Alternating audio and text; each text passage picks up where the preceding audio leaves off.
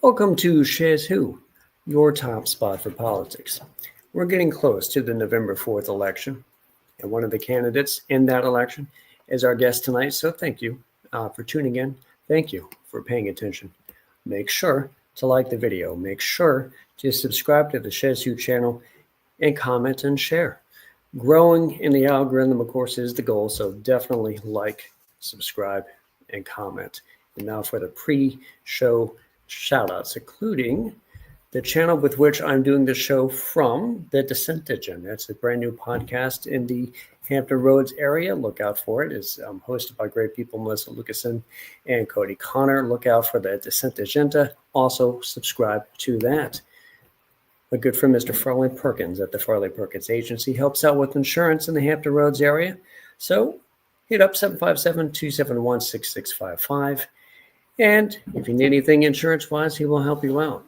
Now, if you're looking for some good meals for the evening time, I'd probably suggest Ellen's Homestyle and Barbecue Express. There's a location here in Portsmouth on Portsmouth Boulevard, but there's also a location in Virginia Beach across from Regent University. So look out for Ellen's Homestyle and Barbecue Express. And if you're looking for a good dessert after that, there's ELG Sweet Boutique out in the Old Town area of Portsmouth on High Street. My good friend, Mr. Seiko Varner, who introduced me to doing podcasts back in 2020, runs Positive Vibes Incorporated, and he can help you out with some credit fixes, tax resolutions, lending private money, debt consolidation. He's also a really good DJ, and he created the application, the Hampton Roads Green Book, to help you find great Black-owned businesses in Hampton Roads. So if you're looking for stuff like that, 757-932-0177, and he'll help you out with that. And last but definitely not least, the Black Swan podcast, The Chronicles. Helps you out with mindsets, helps you expanding your mind.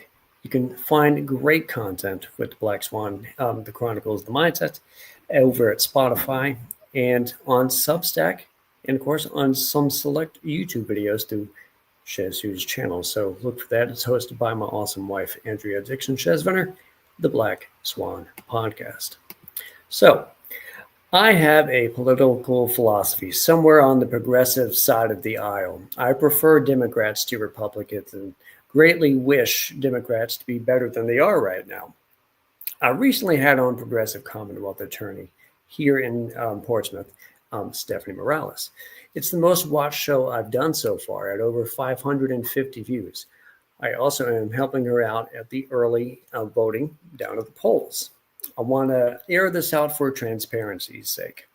I am glad to have this show here, so I may air out my opinions, and I do not wish to let the show be abrasive to interesting guests who may wish to come on, such as tonight with our guest, Tim Anderson. Tim is a former delegate in the Virginia House of Delegates, and he's a Virginia Beach lawyer with 26 years of experience. He's a graduate of Regent University in Virginia Beach. He also runs Defensive Tactics, a full-service gun store in Virginia Beach, and he's an ardent Republican. So let's have fun with this. All right, we're bringing him on right now, Mr. Tim Anderson. How are you doing on this great night, sir? I'm excited to be here with you, Conrad. Super happy. Thank you so much for joining. And I know you've been out all over the city of Virginia Beach, and you're running in HD 97. If you could break down the district, if you will, for folks who might not know about it. Yeah, so House District 97 is one of the most unique districts in the entire Commonwealth. It's truly what we call a 50-50 district. The district is comprised of about 35% of Republicans and about 35% Democrats and 30% independents, a district that went very hard for Kamala Harris, but voted for Bobby Dyer last year for mayor. So we have a unique district here, and not many are like this. Most districts, people just vote all red or all blue, depending upon their political ideology. But we have this unique district here in the middle of Virginia Beach that voters will split their ballot. You're going to see people voting for Abigail Spanberger here and Jason Mieres. You're going to see people voting for Abigail Spanberger and me. It's one of those places where that still exists, and that makes it a very special district. Voters go with people that make you earn their vote, and that's why I'm on your show because we have to talk to each other. And I'm not in a seat where even if I win, I'm going to be able to say that I'm just going to push Republican ideologies because the person who wins is going to be representing 100% of the district, and half of the district thinks politically different than whoever wins this seat. And so here I am talking to you, my arch nemesis in politics, and I'm actually happy to be here. I quite like you a lot, but we definitely don't have much in common when it comes to political philosophy. That is true when it comes to the politics aspect. But let's think a little bit more on the district. What are your favorite businesses, restaurants, groups to hang out with in the area of HT 97 that you particularly like? Well, HG97 has town center, and so that is the heart and center of Virginia Beach, regardless of where you live. I mean, the oceanfront is certainly in the uh, in the primary section of Virginia Beach, where people might think of the tourist section, but the heart of Virginia Beach is town center, and so we have the great restaurants in town center, uh, Bravo, and we have a California Pizza Kitchen, which I quite like that a lot.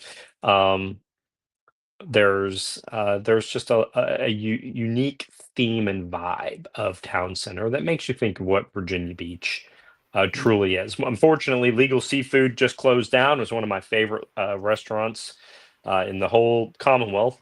That place left, but there's still some fun places, and I like places where you can walk around, where you can go have dinner, and then you can walk over to the ice cream shop, and it's all right there within walking distance. So definitely that town center area is a real gift to Virginia Beach, and it's right in the heart of House District 97.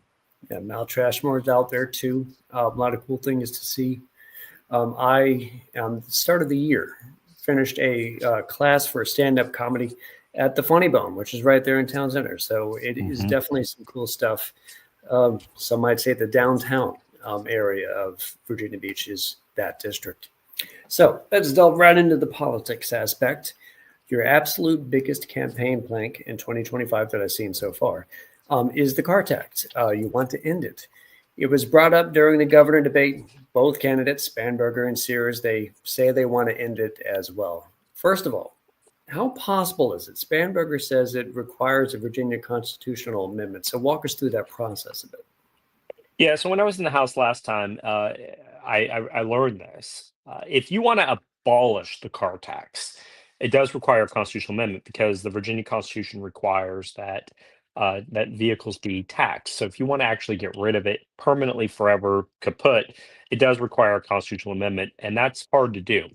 However, I'm really not trying to do that this time. What I want to do is basically create a credit.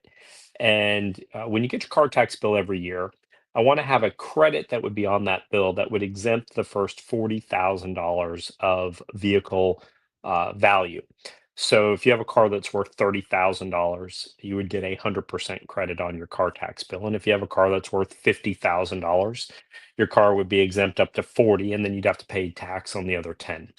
Um, the reason and where that money would come from is that over the past 4 years and projected for the next 10, Virginia is going to have at least $2 billion of annual surplus every year. And while my Democrat friends want to find new ways to spend that money, my idea is that the first billion of any surplus needs to go back to the taxpayers, and we do it through a taxpayer relief plan. And if we throw $1 billion at it every year, will exempt the first $40,000 of taxes on vehicles. If you have a 2020 Honda Accord and it's worth $30,000, you're paying about $1,000 a year in car tax. And so I'm trying to get that money back into the pockets of regular hardworking families. And now, if you have a Maserati, you're going to have to still pay.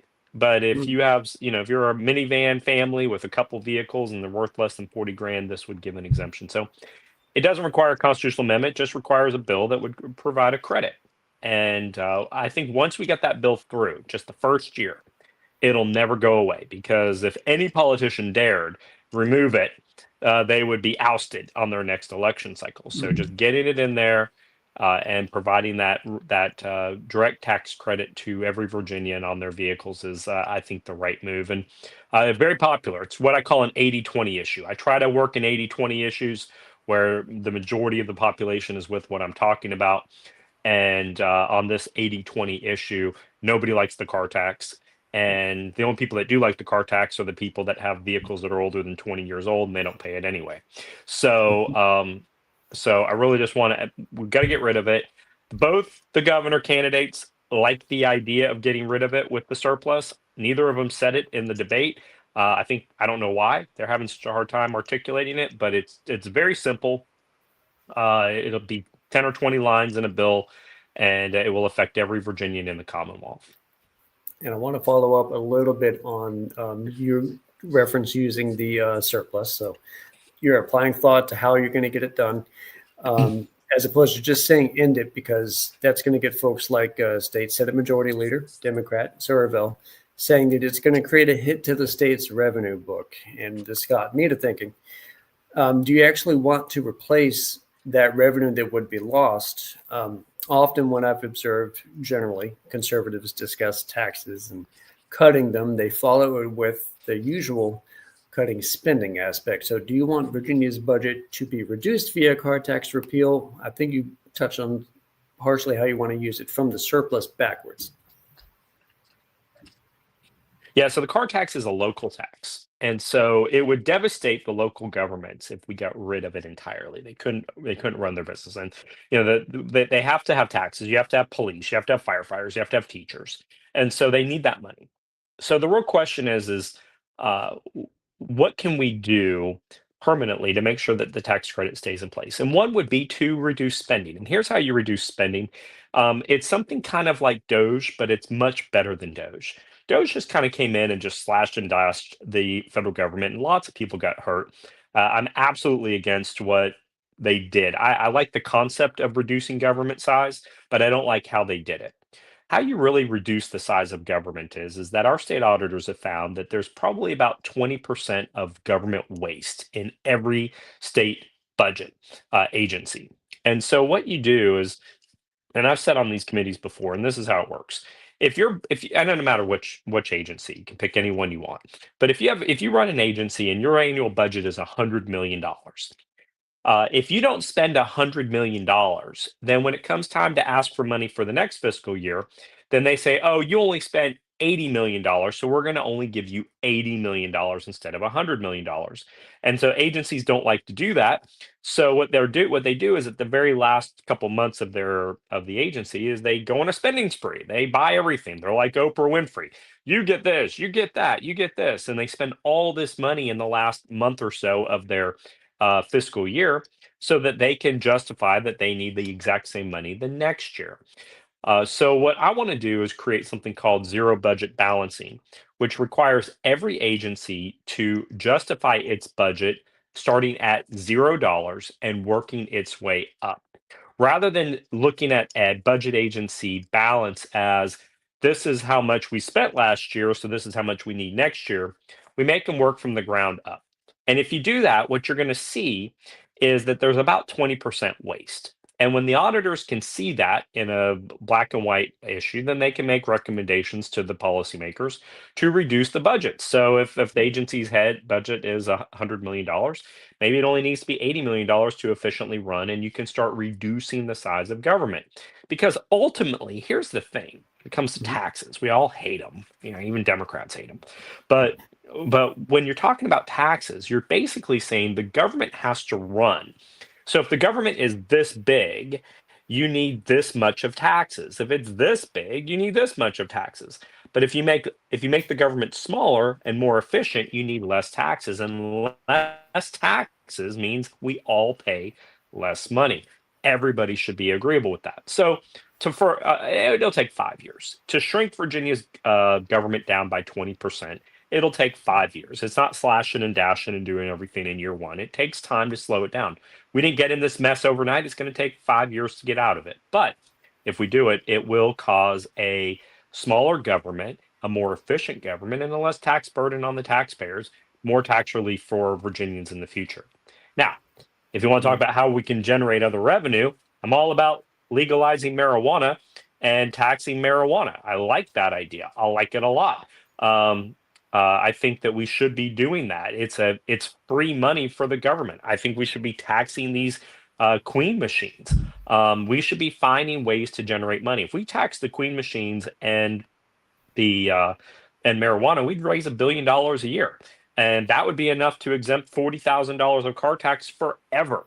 And so I just don't understand why we're not looking at ways to reduce the tax burden on everybody by finding either alternative ways to raise money or finding ways to reduce government. I would like to take this opportunity because I got another challenger candidate against an incumbent in Virginia Beach commenting here in the threads, starting with Miss Kat Porterfield, who suggests close corporate tax Kat, one of my best friends. And make sure corporations operating in Virginia are paying their taxes here. There's your revenue. And she also followed up with, leave the surplus out of it. We have federal cuts we have to address. Would you like to take a swing at that? All right. Well, so first off, what Kat misunderstands about how Virginia taxes governments or taxes corporations is corporations are pass-through entities in Virginia. So Virginia has no say in federal tax loopholes that are happening. That's a federal issue. Whatever the corporations are filing with the IRS under IRS rules, it's a pass-through entity to Virginia. So what corporations pay in taxes is what corporations pay in taxes based upon federal rules. We can't fix that at the state level. It's a nice talking point for her, but it's not something that we can ultimately fix in Virginia. The secondary point that she raises is leave the surplus alone. That's crazy. If we take in more money than we need, it should first go back to the taxpayers. It's not an extra amount of money for the government to find new ways to spend. You give the money back. You say, this is how much it costs to run the government. And then whatever is extra than that, you find a way to give it back. Now, what Kat is pointing out is a very, very distinct difference between Republicans and Democrats. My side, my fiscal view is that give money back. Her side, Democrats, is that find other ways to spend it. And so that's a big difference between us. And I'm, that's highlighted in her comments and what I've just said. And it sort of reminds me of some of the interviews I have seen you be able to do, because you were sharing some of your policy proposals via an interview in some small clips that I watched. And I think you had said something along the lines that you wanted to find new ways to bring in money. Yeah, I'm paraphrasing to the best of my ability, which sounds a little outside what you usually hear from conservatives or Republicans because of how you just finished your rebuttal to Kat, because it seemed like you went back into the you don't necessarily want to bring in so much money and do so much spending because you want to be more of a steward of it, I would imagine. By the way, it looks like the lights went out on your, okay, there, it's fixed. But of course, part of what you were saying there makes me think of this, because you also mentioned that you want to tax marijuana in a legal capacity. And I got to thinking, why would you want to tax pots but not cars? Would you like to follow up on that?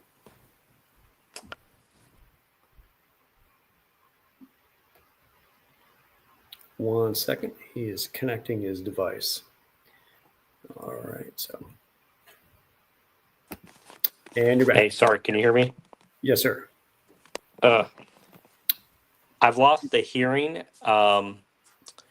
Maybe I should pop out and come right back. Can you hear me? I can hear you. Oh, you can. I can't hear you. Hold on for one second. Let me okay. See if there is a way. Bear with us. What I'm going to do, if that's okay with you, if you can hear me, I'm going to close the app and I'm going to come right back if that's okay, because I can't hear you. All right. We can do that. Yes. All right. He's out of the green room at the moment, by the way. Thank you, Nicole, for commenting about Town Center, and Kat, thank you for watching, of course. I still want to make sure I can get you on this show, because that way I could be asking you similar questions. And thank you for commenting as well. As we wait for Tim to get back on, let's see. Sorry about that. There we go. Can you hear me? I can hear you. Sorry about that. There we go. Perfect. The last question I was going with is, it just sounds odd to say, I want to replace the car tax and then support a marijuana tax, because finding a tax somewhere.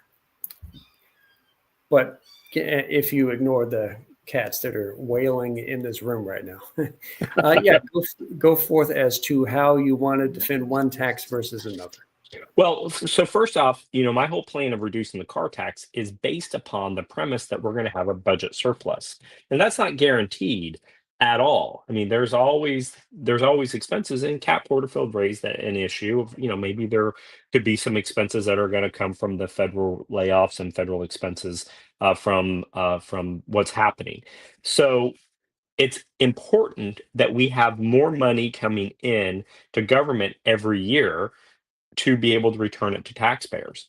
And so I would like to find creative ways to generate tax revenue, so long as the idea is that we're going to first give money back to the taxpayers who are paying the money. And so, for most importantly, the families that are paying car taxes. And fundamentally, if I could find another creative way to raise another $1 billion off of tourism or something else, and I could exempt the $80,000 of taxes on cars, I would want to do that. Mhm. Ultimately, what I'm trying to get to is, not everybody uses marijuana, but if people want to use marijuana, great, and they are using marijuana, why don't we get a cut of it? People are using those speed queen machines in the 7-Elevens and in the restaurants. Why aren't we taxing them? We need to be leaning into getting that kind of revenue so that we can have more money than we need, so that we can find ways to give it back. And I'm all about that. Gambling, marijuana, any other ways we can find to generate revenue off of discretionary spending is something that I can be for. If the first goal is to make sure in a surplus year we're giving money back to the taxpayers. And as intriguing as that is, because it wasn't all that long ago that marijuana wasn't even legal in the state, I would also like to hear your thoughts about being expansive, curious about prescription mushrooms and psilocybin and the positive effects, and how you might want to do better That's my laws on that front. that's my favorite thing to talk about. Nobody talks about this on my side, but it's the facts. Look, uh, psilocybin mushrooms, shrooms for the hippies in the 60s and for the kids now that are using them. They're drugs, right? They're just recreational drugs, and people use them, and they think it's fun. It puts them on little psychedelic trips, whatever. What my plan is, and this is all backed by science, is that psilocybin mushrooms have a really unique effect on dealing with PTSD, depression, and other issues that pharmaceutical companies have a monopoly on treating. If you have a 16-year-old kid who's depressed, the pharmaceutical companies will want to give them an SSRI or an MAOI, and on the black box warning from the FDA, it says, "Hey, your kid may get more depressed if you give them these drugs." It's crazy. But there's these little mushrooms that grow out of the ground, not doing anything with them at all other than them picking them. And you can microdose with those with, under certainly a doctor prescription, not for recreational use, but you can microdose with them and not just heal things like PTSD, but you can cure. It cures the brain. And this is a mushroom. This is something that grows out of the ground. That if I went outside and I had a psilocybin mushroom growing in my front yard and I picked it up out of the ground, I would be a felon for even touching it. Um, but it can actually heal people. And so I'm a big proponent of psilocybin mushrooms need to be mainstreamed into our medical provider practice, where doctors can prescribe therapeutic purposes and medicinal uses of psilocybin mushrooms. I'm not interested in making them legal, where a 18-year-old kid could walk into a 7-Eleven and buy some shrooms. But the idea that a doctor could prescribe it for depression, for PTSD, and it could actually heal them rather than masking the symptoms, which is what the pharmaceuticals do, is something I'm very passionate about. And it works. I mean, we see it. War fighters are going to Mexico, they're going to Oregon, they're going to Colorado, and they're going into these clinics that are psilocybin mushroom clinics, and it is healing their issues. And yeah, so my God, it's 2025. If there's something that grows out of the ground that could fix depression, we know mental health issues are a big issue in Virginia and in the nation. If we can have these things that could actually heal people, why aren't we trying to lean into that? I'll tell you why. It's because the pharmaceutical companies have their hands so far up the butts of all the politicians that nobody wants to talk about it. And that's really what it's about. It's all about political campaign giving and all that. And But we'll get to that one. they'll lose billions of dollars in revenue if psilocybin mushrooms would wipe out the SSRI antidepressant market in a year, and they're not going to let that go lightly. So, um, but it's the right thing to do. It's the right thing to do for our first responders. It's the right thing to do for our military, our veterans who've gotten screwed up with their jobs being heroes, and we can fix them with a Mhm. mushroom that grows out of the ground in Virginia. And I am very intrigued by this as well. I would support it if I was, empowered to be able to do that. Though I was a little intrigued that you didn't want to fully legalize it. Perhaps the follow up could be, would you at least consider decriminalizing it? So it is not something that that same youngster, 22, goes into 7-Eleven and bought like mushrooms. They're not in jail for 5 years over it. Yeah, I think fundamentally we have to really look at that. I have a guy that I'm representing in court. I'm a lawyer on Wednesday who had some shrooms and he's got a felony charge now for it. It's really a weird concept that something can grow out of the ground and possessing it makes you a felon. I mean, we're not talking about heroin that has to be manufactured or cocaine that has to be manufactured. We're talking about literally something that grows out of the ground, and if you grab it, you're a felon. I do think that there has to be some examination about that, and that's the kind of concept I take with marijuana. The difference between marijuana and psilocybin mushrooms is that psilocybin mushrooms really do mess you up if you are on a trip. If you take too much marijuana, you just get a little hungry and you eat some nachos.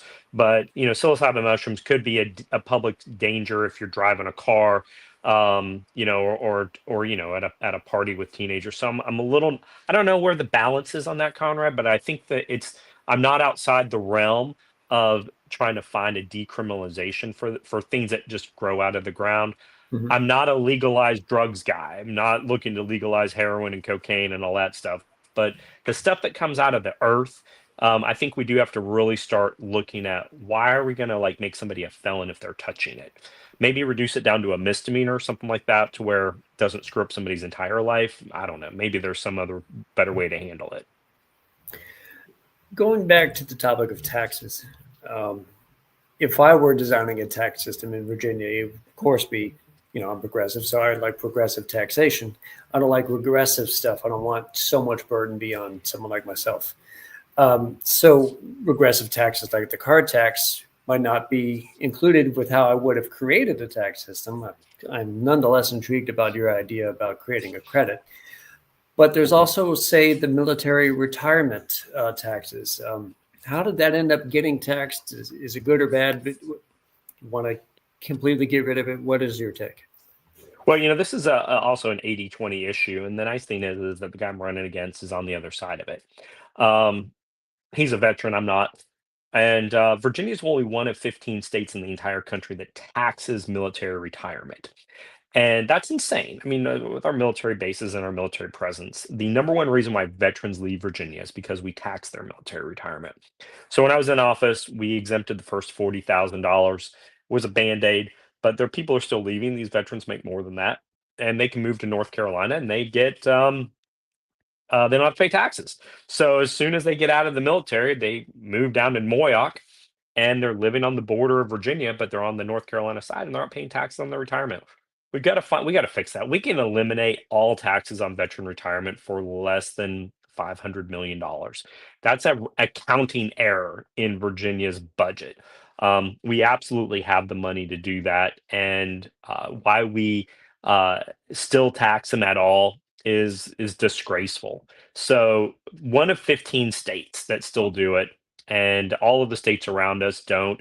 And as soon as people get out, they leave. And we want those veterans living here, those veteran retirees. We want them here. They're good earners. They pay taxes. They pay their real estate taxes. They're paying, sales tax. They're paying their car tax. They're doing all the things that they're paying here. We want them here, and I hate seeing them leaving because we're one of just a minority of states that are taxing military retirement. That's just something that needs to go.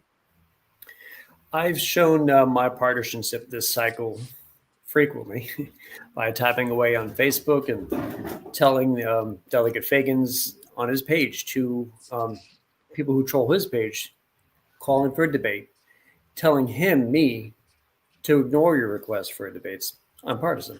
And I have an interesting relationship with debates anyway. I'm trying to create one and be a host for both of the Commonwealth's attorney candidates in Chesapeake. I've been in contact with both candidates in HD 96 about a debate on my show with them to varying degrees of interest. I understand why many candidates wouldn't want to do so. I know I've tried reaching out to Barry Knight and Ann Tata to get them to debate challenger Cheryl Smith and watcher Kat Porterfield. You want to debate Michael, but why should it be mandatory?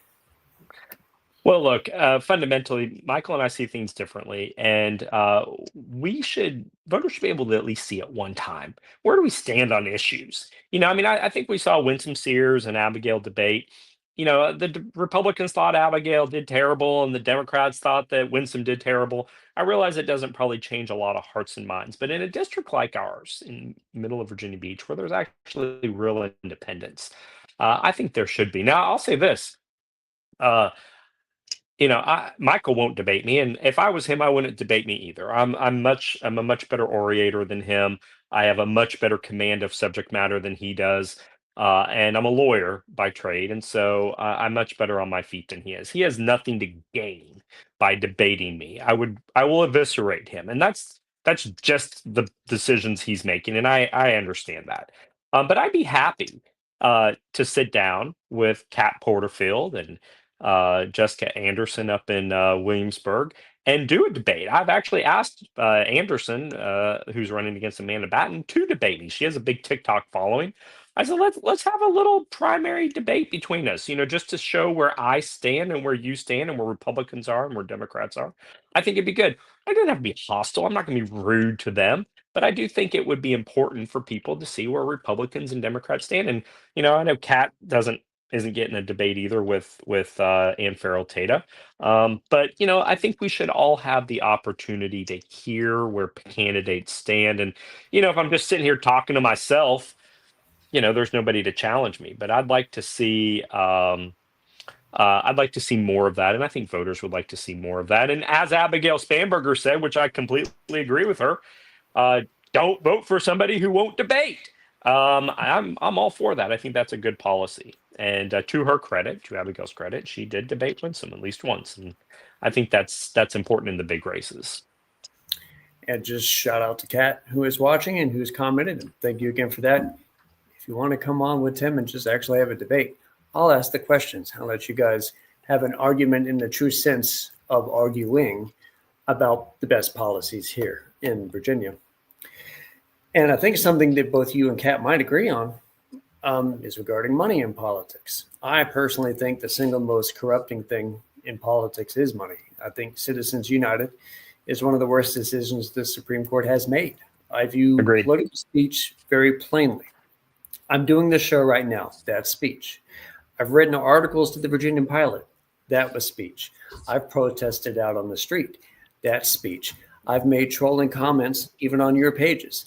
That is speech.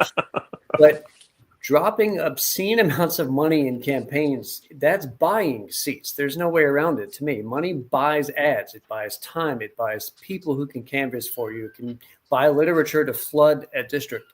We can see it locally with the 10-to-1 group being funded by large amounts of money from select real estate interested individuals and other groups. We see it statewide when utility companies flood coffers with millions of dollars, and even from groups from out of state. While we share this view, I want to ask, are we sharing it only because we've kind of both been dramatically outspent when we've run in our races? I don't think my view would necessarily change if I brought in $50 million like Abigail Spanberger has. So generally, how would you break this down from your view? Yeah, so Michael Fagans is the guy's running against me. He has spent $1.5 million in this last election cycle, which is about the past 6 weeks on TV. And all that money came from California. And so it's very frustrating that we're running in this delegate race and every other commercial is Michael Fagan's. Um, and he, he looks good. He looks good on TV. He can make anybody look good on TV. I can make you look good on TV, Conrad, if you have the money. Um, and so Beat you with that. I would already look good. it's not right. It's not right for the district, because what you're getting is you are seeing people being installed in office, and and even on my side, I'm not super thrilled with how much money we've had to spend. I think we've spent maybe close to $500,000. That's an insane amount of money that's coming in. The only thing I could say is at least most of my money, the vast majority of my money, is coming from Virginia donors, people in the district, or at least in Virginia. But um, it's too much money. I actually really do support, and this is a very Democrat philosophy, but I do support the idea of elections being government funded. And basically what that would mean is that the state would say we're going to pay for all the elections. Um, and it's going to every candidate, like in the House of Delegates races, would get $200,000, and that's it. You do whatever you want with it. You want to buy TV, great. You want to buy radio, great.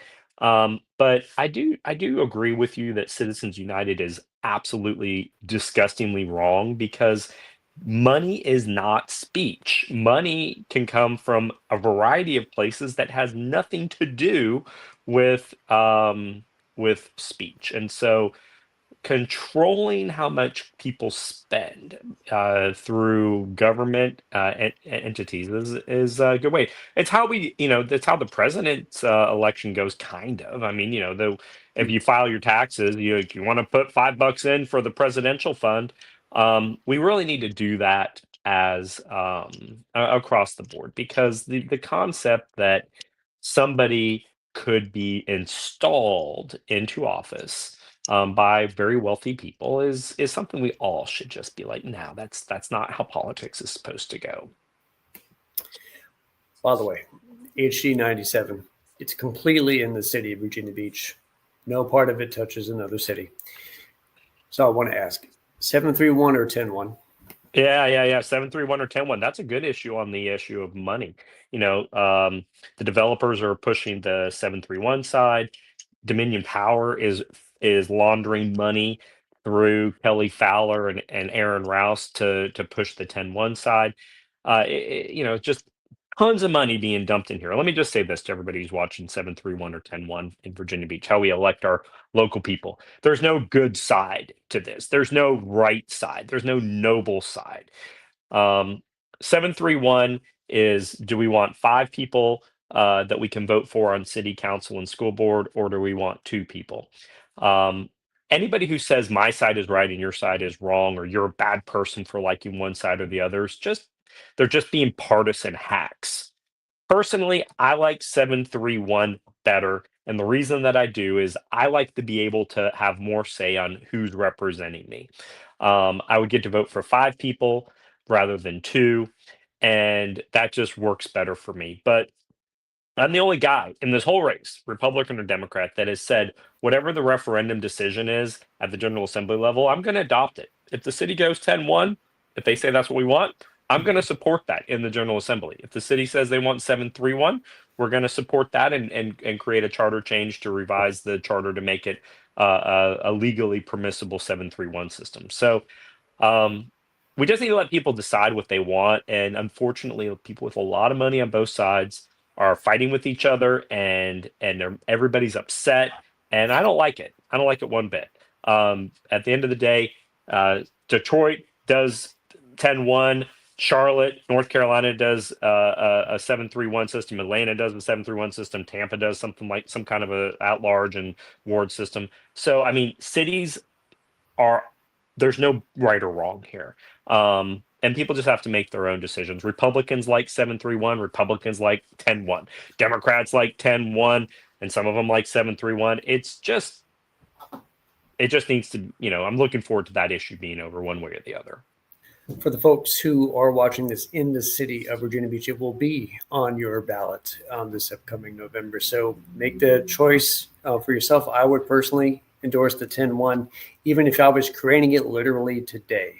And I'm hearkening back to the times when I ran first in Centerville in a special election, and then 2 consecutive years running for Rosemont illegally. When I had to declare my candidacy, I had to be a district resident.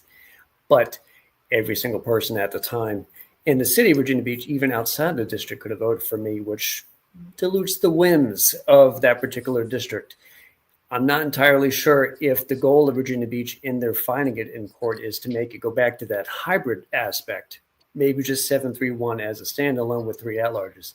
But even that, I would contend, if I was just asking you because you gave your preference, you like the idea of increased representation, the increased ability to vote for more people. And I always like to follow up with, yeah, but this ballot is only going to have one choice for a delegate seat, not the other 99 on your ballot. It's a little snarky for me to come off like that, but that would be the same premise. It's increasing your ability to reach out to the people who can tax you and regulate you and spend your tax dollars. So I still like direct district representation because we see it work not just in Virginia Beach currently, but statewide. And if you like at-large, heck, I live in Portsmouth. We have a completely at-large system here in Portsmouth. They both can work, but there are still negatives to either one of them. And I dislike the negative that it could hurt racial representation based on how it's been found in the courts. But again, that's my opinion on that one. So let's go on to a little bit more about some of the nastiness, not just of this cycle, because we've seen the rise of Trumpism. And unless I'm suffering from a severe case of the Mandela effect, I think I recall both yourself and Winsome Sears, at least a couple years back, being on the record at some point trying to distance oneself from Trump or say basically he should be replaced by a new Republican movement. And I think that could be just due to the proximity to his loss in 2020. And he seemed like a loser at the time for the rest of his career, but hey, he's back and saying incendiary stuff. It didn't seem to affect him all that much. So yeah, that pisses me off, but he's here nonetheless. He's normalized belligerence and mean-spiritedness. Heck, he just shared an AI video, I think it was either late last night or this morning, where he is a fighter pilot and he drops excrement all over liberal protesters on an AI video. Whatever. What's unusual to see is shocking stuff from like Jay Jones and a young Republican group. That's the type of stuff that seems to be a little bit more weird because we thought only Trump could say stuff like that. What would be your general view of it? Do you have anything that seems like you might pair to either side? My view, if you allow me to go first here in this instance, is because Trump has normalized it, I would then lean into the politicians I like to have the same type of leeway. If there isn't that much repercussions for the very head of the country, why can't Jay Jones stay in? What are your thoughts? It's a valid point. What I don't really like is when we look at somebody like Jay Jones and we're like, oh my God, I can't believe he said that. And then the immediate response is, well, Trump said worse. I don't really like that. I don't like Trump's rhetoric one bit. No decent human being would like Trump's rhetoric in what he says. I think my side generally likes his policies and generally likes the concepts of things he's done, like closing the border pretty much on day one, making America more safe, going after the drug cartels in South America. Like we like that. I like that about Trump. I like the fact that he brokered a Middle East peace agreement. I mean, like something nobody's ever been able to do. Like we can look at Donald Trump and be like, yeah, great job. But then he says stuff and you're like, God, shut up. Like, what is wrong with you? Why can't you just be a great president and keep your mouth shut without having to insult and attack everybody verbally? I hate that about him. I do like his policies and the things he's doing. I think he's doing things that no other president has been able to do. But man, he's not making it easy to like him as a human being on our side. But despite all of Trump's nonsense and all of the things he says that make everybody upset, he's never said, "I hope to see somebody's children die in their mother's arms." And I mean, when you hear that, and like, we're in a General Assembly. We all know each other. I have Jay Jones's cell phone number. We text. When his dad died, I texted him and I told him how sad I was because I knew his dad is a judge. Like we're a little family up there, and like it's even more personal when you're saying that about a colleague of 100 people that you spend a lot of time with. Um, it does feel more personal when a guy that is acting like that than Trump. And so fundamentally, um, what Jay Jones has said, you know, that he wants Todd Gilbert's children to die in their mom's arms, and that maybe police need to die to learn a lesson, and he wants to piss on the graves of Republicans. It's just gross, and Jay Jones is going to lose. I mean, I'm going to tell you that right now on the SchezzWho show. Jay Jones is going to lose. There's no path for Jay Jones to win. He's going Calling to it on lose. October 20th that Jay That's Jones. right. Jay Jones is going to lose. Now, I'm not going to say that about the other two because I think those races are too close to talk about. But Jay Jones isn't going to win, and he's not going to win because ultimately, 7 to 10% of Democrats have said that it's disqualifying what he said, and if they sit home and don't vote for him, or if they go out and vote and they skip his ballot, he loses, and so he's going to lose. Um, it's disgusting. I called out Jay Jones. I called out the Young Republicans the very first day that their nonsense came out. I called out this stupid guy yesterday at JMU who told Winsome Sears that she should go back to Haiti. She's from Jamaica, but that she should go back to Haiti. I mean, like, my God, if you're a racist, let's just call you what you are.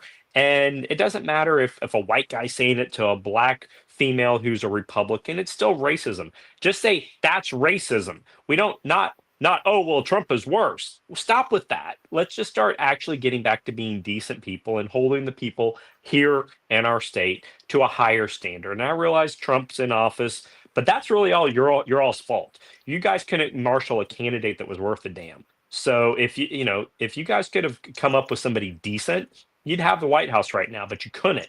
And so Trump wins because you put up weak candidates. It's on you guys why Trump's in office, not us. But fundamentally, we can control who's local and who's represent us at the state level. And Jay Jones can't be the top cop, not in Virginia. That's an insane thing. He's going 116 miles per hour.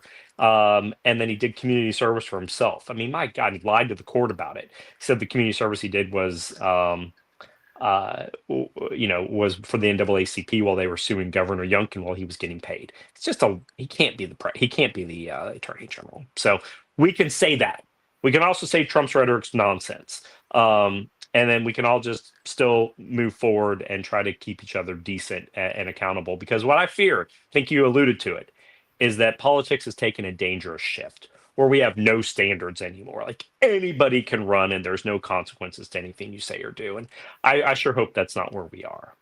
Yeah, and it leads to us wanting to what about each other all the time. And as you were saying some stuff, I was thinking of 3 or 4 things that I'm like, I would want to rebut. But yes, but I would like to post here a comment from Miss Nita Francis, part of the Hampton Roads Black Caucus. She asks, what about the tariffs? Yeah. So, the tariffs are interesting, right? So, do they suck? Absolutely. Are they causing prices to go up? Absolutely. However, is Trump getting great deals with the southeastern nations that have been totally taking advantage of us? He has been.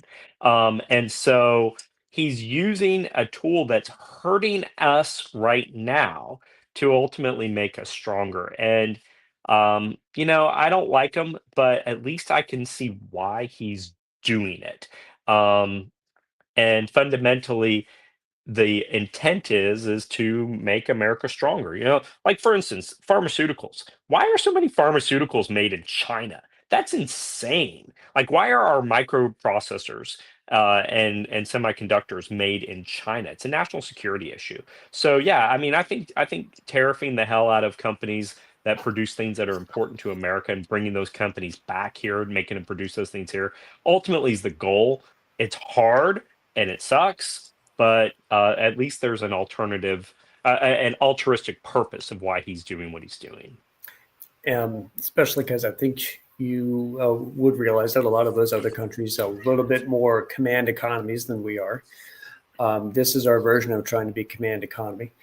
But I'm also thinking that I think you might be leaning more into targeted version of tariffs as opposed to a little bit more broadly like they have, because I think they just rolled back the past couple of days some of the food tariffs that they have because they realized that we can't really grow bananas in like Iowa. Right. So they shouldn't have made the tariff on that to begin with. So even Biden was having some levels of protectionism and different levels of tariffs. So did Obama. So did many other presidents before, but just the wide and broadness of it has really created the new shift towards inflation this year is largely on that. So I don't necessarily agree that it's going to have that much greatness unless we would be willing to have the command economy on our side to greatly invest in bringing pharmaceuticals here and technological companies here that could help reduce. I think Taiwan is the leader in semiconductors. And if we did that here, we would need to have a lot more investment beyond just private enterprise in that. So that's the type of thing that I think, I don't know if we would see that out of Donald Trump, I would say. But by the way, another candidate running in Virginia, Mel Cartwright, is commenting most of Trump tariffs make no sense. Thank you for watching and commenting, Mel. And she might be someone who might want to take you up on one of those debates. We'll see how You that. get Jessica Anderson to do it. I would love to debate Jessica. I find her fascinating. She's smart and I'm not saying the other ones aren't, but I think Jessica Anderson's a fascinating candidate that would be a lot of fun to have a debate with. So you should reach out to her. That would be. I asked her to do it. She won't respond, but oh well. I'll ask for the mediation of both of us. We'll see how that works out. Now, a couple more questions. You've done a few events with Black Lives Matter 757. I was at Yeah. the one in Boat Creek. That group, as well as many other Black Lives Matter groups in the country, are strong in their wish for police reform, justice Yeah. system reform, and reorienting police budgets into more productive community avenues, which the shorthand was always defund the police. Will Republicans ever want to get on board with any of those core pillars? Well, I won this acquittal today for a black guy that I was representing who's at E5 in the Navy, and it was a complicated case. Don't really want to talk too much about it, but I did put. He told me to post on his social media because he knows I was running for office, and he wanted to give me a shout out that we did a great job today. And this guy wrote on my social media, you can go see it. He said something to the fact that the justice system is set up to advantage black people 99% of the time. And I think I'm pretty sure I called him a racist for what he said, but I'm in the criminal justice system every day, and there are extreme injustices happening in the criminal justice system every single day, mostly to minorities. I can say it. I'm a criminal defense lawyer. The majority of my clients are black. I see it. They get treated differently when I'm their lawyer, but I see other people in court that don't have good lawyers, and they're treated differently. The system treats them differently. It's not a subjective thing. It's not that judges are harder or whatever, but the lawyers are not doing the work to protect their clients. They're getting public defenders, they're getting pushed through the system, and they're getting treated differently. Um, so In the areas of where I really see people, especially in minority communities, impacted by the criminal justice system unfairly, are in issues like um, marijuana. If you get a marijuana conviction when it was illegal, it stays on your record forever. Joe Biden wanted to pardon everybody who had first offender marijuana convictions because when you get a criminal record, it just affects you. If you're a 19-year-old kid and you get a marijuana conviction and it's 2002 or 2003. That impacts your ability to get a job, and then that impacts how you live, and that impacts everything down the road. And so why can't we find a way uh, to get rid of these low-level criminal offenses from people's records after a period of time? Now, Democrats actually got some of this through with a sealing process that is going to come online finally next year, and I'm all for this. This is something Democrats got through where you can seal minor misdemeanors and even some minor felony records so that people can get a fresh start. The criminal justice system shouldn't be an anvil that you're having to carry around for your entire life. Certainly, if you rape or murder somebody or do something heinous, yeah, you should be screwed for the rest of your life. But the regular people that might have had a minor drug offense and now they're productive members of society.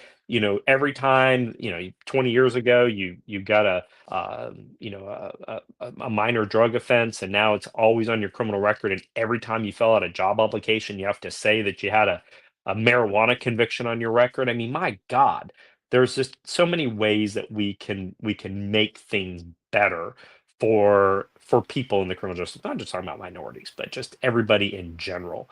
But the minorities definitely, especially Black minorities, are impacted. Mandatory minimums, especially in the drug realm, directly impact communities. I mean, we have Lord of the Flies in places like Portsmouth, where fathers are in jail, and when the fathers are gone, the kids run amok. And we got to find ways to get people out of jail for low-level minor felonies, and back home and being productive citizens. So I have a lot of things I think about in these ways in the criminal justice reform. I'm not a fan of letting violent felons out early. I don't like this second look bill that the Democrats have. I think violent felons need to serve their time. They're dangerous. They need to be locked up, and they not need to serve their entire sentence of what a judge thought was appropriate. But for the non-violent felonies, something alternative to incarceration needs to start coming online and getting people back in the communities, because what we're doing is devastating generations of communities. So I think I share a lot in common with Black Lives Matter and some of the social justice um, issues, especially in the criminal justice reform. And fellow candidate Nell Cartwright agrees in large part nonviolent crimes need to be deleted. Yes, and also agrees that an Anderson battle will be quite nice to watch. Nina did follow up with another comment regarding with the furlough hitting Virginia harder than ever. What would you do to help your constituents that would reach out to you for help? Yeah. Can you imagine uh, not getting a paycheck? You have to still work, but you don't get a paycheck. We'll give you a paycheck someday, but you don't get a paycheck right now. Like, how many people could afford to do that? You could probably go one paycheck without a big issue, but two, three, four, like, what are we doing? Government shutdowns are so stupid. And this is not a Republican shutdown or a Democrat shutdown. This is a government shutdown. Both parties are at fault here. Um, we literally are going to pay everybody their back pay. We literally furlough people, and they're still going to get paid. It's just nonsense. We've done it as Republicans when Democrats are in control. They are doing it now to try to bully it, and it needs to come to an end. It is hurting our community. People that are government workers are not going out to eat dinner. They're not going and buying discretionary, they're not spending money. That is hurting our community. It's the economy works when we're all spending money with each other, but when you are not, it hurts. And Hampton Roads is a big place where federal workers live. My God, open the government. This is nonsense. I don't entirely disagree with the Democrats of why they want to close the government, because they're trying to fix the Affordable Care Act, which is a disaster, and everybody's premiums are going to go way up. I understand why they're doing it, but you can't close the government down. You're hurting the TSA workers. You're hurting the air traffic control workers. You're hurting the FDA workers and the Customs and Border Patrol people's pay because you're trying to fix a broader issue. And we got to stop doing it. Just Democrats are at fault right now, in my opinion, but whoever's at fault, it needs to come to an end.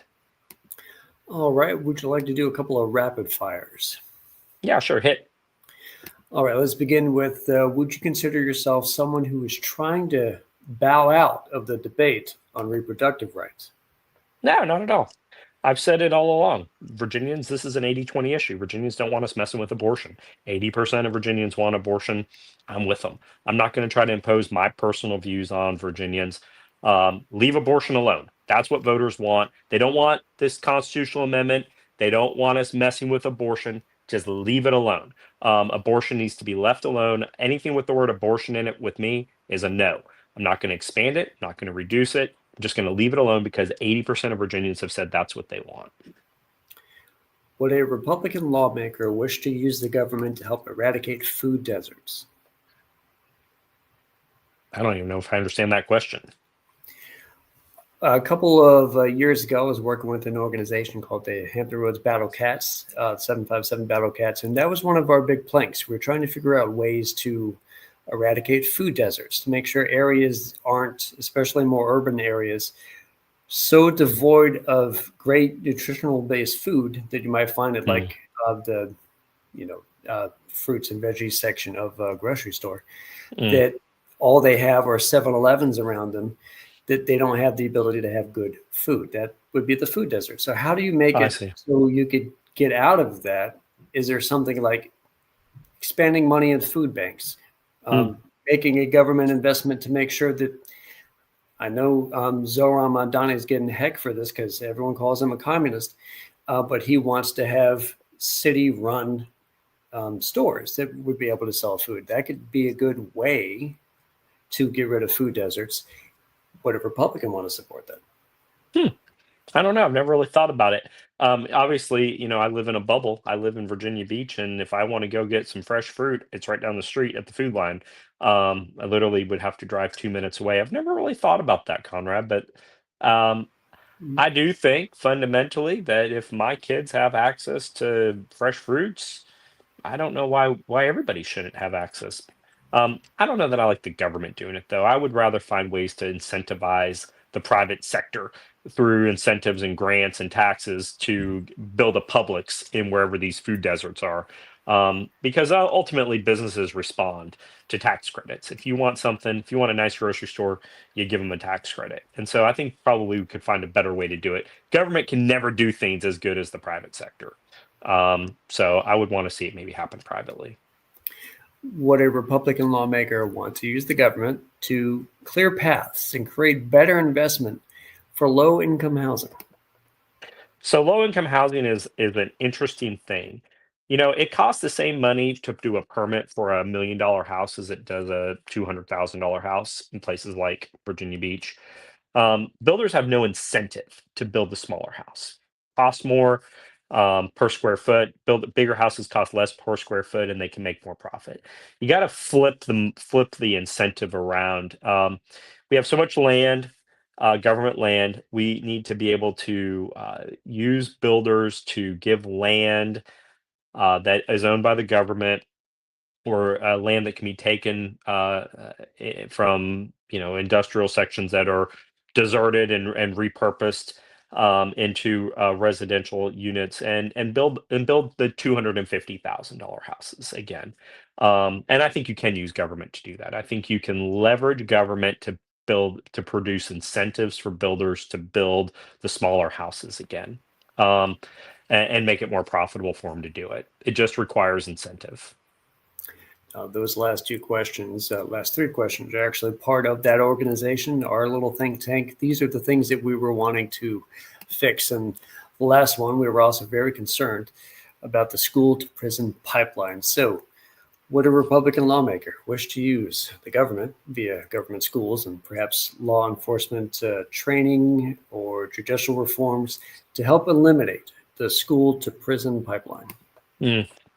So fundamentally, when we talk about school to prison pipelines, we're talking about, we don't like police in schools because they enforce laws and it puts kids, mostly minorities, into the criminal justice system early. Um, well, I think fundamentally though we're in a society though where we have to have police in schools. There has to be law enforcement because schools are dangerous. I mean, there's prison fights happening in public schools, even in Virginia Beach, on a daily basis. And so, because schools are becoming more and more dangerous with the proliferation of weapons being brought into schools without adequate security, without metal detectors, without the ability to properly protect the students, we have to have more police in there. Um, it's not a bad thing per se for children to be adjusted in the juvenile domestic system. The juvenile domestic system is not a punitive system, it's a rehabilitative system, and it's trying to get kids from bumping them out of the criminality that they found themselves in into an area of productivity. And I think fundamentally what we have to look at is, should a kid go to jail because he brings a beer to a football game? Of course not. But if a kid comes to the school and he rapes a girl in the bathroom, then yeah, there has to be serious consequences for that. And I think we need to start looking at, it's okay to say we criminalize children that create serious felonies, and I think we need to find other ways to minimize the long-term impacts of more the minor stuff.